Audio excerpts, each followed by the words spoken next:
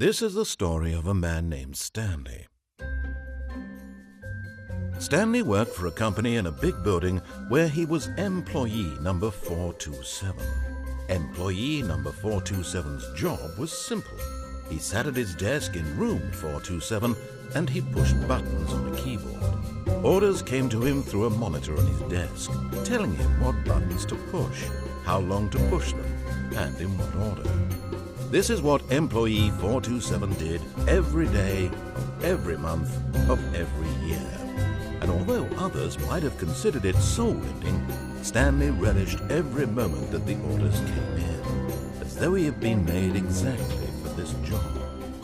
And Stanley was happy.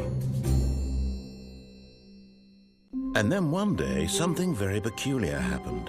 Something that would forever change Stanley. Something he would never quite forget. He had been at his desk for nearly an hour when he realized that not one single order had arrived on the monitor for him to follow. No one had showed up to give him instructions, call a meeting, or even say hi. Never in all his years at the company had this happened, this complete isolation. Something was very clearly wrong. Shocked, frozen solid, Stanley found himself unable to move for the longest time.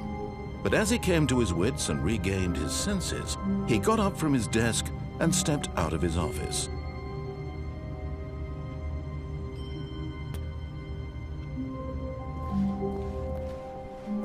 All of his co-workers were gone. What could it mean? Stanley decided to go to the meeting room. Perhaps he had simply missed a memo. No matter how hard Stanley looked, he couldn't find a trace of his co-workers.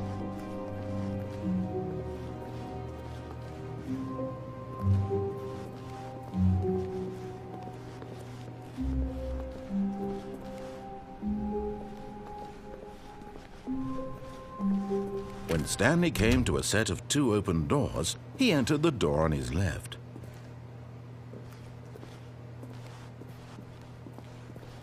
This was not the correct way to the meeting room, and Stanley knew it perfectly well. Perhaps he wanted to stop by the employee lounge first, just to admire it. Ah, yes, truly a room worth admiring. It had really been worth the detour after all, just to spend a few moments here in this immaculate, beautifully constructed room. Stanley simply stood here, drinking it all in. But eager to get back to business, Stanley took the first open door on his left.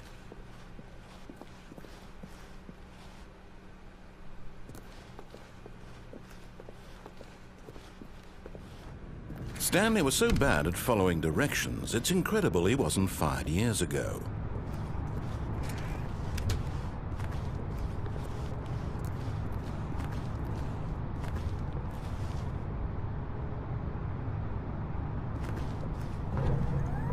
Look, Stanley, I think perhaps we've gotten off on the wrong foot here. I'm not your enemy, really, I'm not.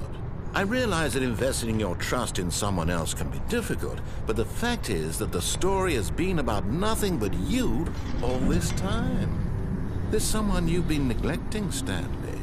Someone you've forgotten about. Please, stop trying to make every decision by yourself. Now, I'm not asking for me, I'm asking for her. But in his eagerness to prove that he is in control of the story and no one gets to tell him what to do, Stanley leapt from the platform and plunged to his death. Good job, Stanley. Everyone thinks you are very powerful.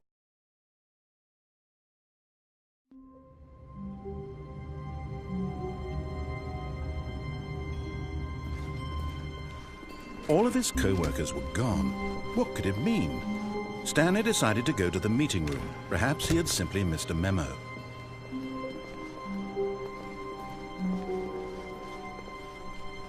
When Stanley came to a set of 2 open doors, he entered the door on his left.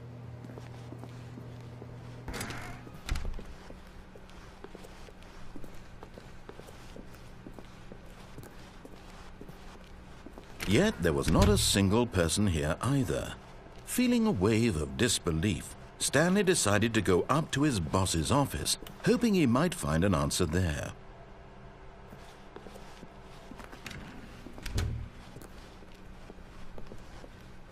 Coming to a staircase, Stanley walked upstairs to his boss's office.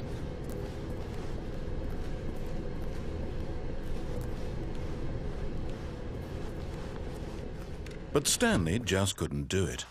He considered the possibility of facing his boss, admitting he had left his post during work hours. He might be fired for that. And in such a competitive economy, why had he taken that risk? All because he believed everyone had vanished? His boss would think he was crazy. And then something occurred to Stanley. Maybe, he thought to himself, maybe I am crazy. All of my co-workers blinking mysteriously out of existence in a single moment for no reason at all? None of it made any logical sense. And as Stanley pondered this, he began to make other strange observations. For example, why couldn't he see his feet when he looked down? Why did doors close automatically behind him wherever he went? And for that matter, these rooms were starting to look pretty familiar. Were they simply repeating? No, Stanley said to himself, this is all too strange. This can't be real. And at last, he came to the conclusion that had been on the tip of his tongue. He just hadn't found the words for it. "I'm dreaming!" he yelled. "This is all a dream." Oh, what a relief Stanley felt to have finally found an answer, an explanation. His co-workers weren't actually gone. He wasn't going to lose his job. He wasn't crazy after all. And he thought to himself, I suppose I'll wake up soon. I'll have to go back to my boring real-life job pushing buttons. I may as well enjoy this while I'm still lucid. So he imagined himself flying and began to gently float above the ground. Then he imagined himself soaring through space on a magical starfield, and it too appeared. It was so much fun, and Stanley marveled that he had still not woken up. How was he remaining so lucid? And then perhaps the strangest question of them all entered Stanley's head. One he was amazed he hadn't asked himself sooner. Why is there a voice in my head dictating everything that I'm doing and thinking? Now the voice was describing itself being considered by Stanley, who found it particularly strange. I'm dreaming about a voice describing me, thinking about how it's describing my thoughts, he thought. And while he thought it all very odd and wondered if this voice spoke to all people in their dreams, the truth was that, of course, this was not a dream. How could it be? Was Stanley simply deceiving himself, believing that if he's asleep, he doesn't have to take responsibility for himself? Stanley is as awake right now as he's ever been in his life. Now, hearing the voice speak these words was quite a shock to Stanley. After all, he knew for certain, beyond a doubt, that this was in fact a dream. Did the voice not see him float and make the magical stars just a moment ago? How else would the voice explain all that? This voice was a part of himself too. Surely, if he could just... He would prove it. He would prove that he was in control, that this was a dream. So he closed his eyes gently, and he invited himself to wake up. He felt the cool weight of the blanket on his skin, the press of the mattress on his back, the fresh air of a world outside this one. Let me wake up, he thought to himself. I'm through with this dream. I wish it to be over.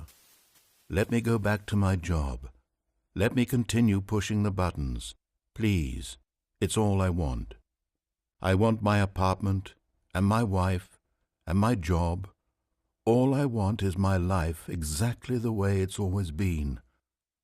My life is normal. I am normal. Everything will be fine. I am okay.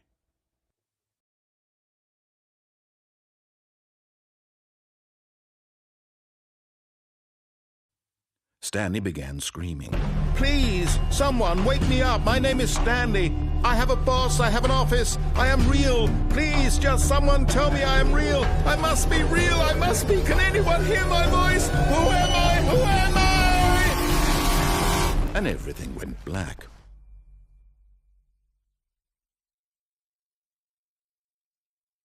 This is the story of a woman named Mariella.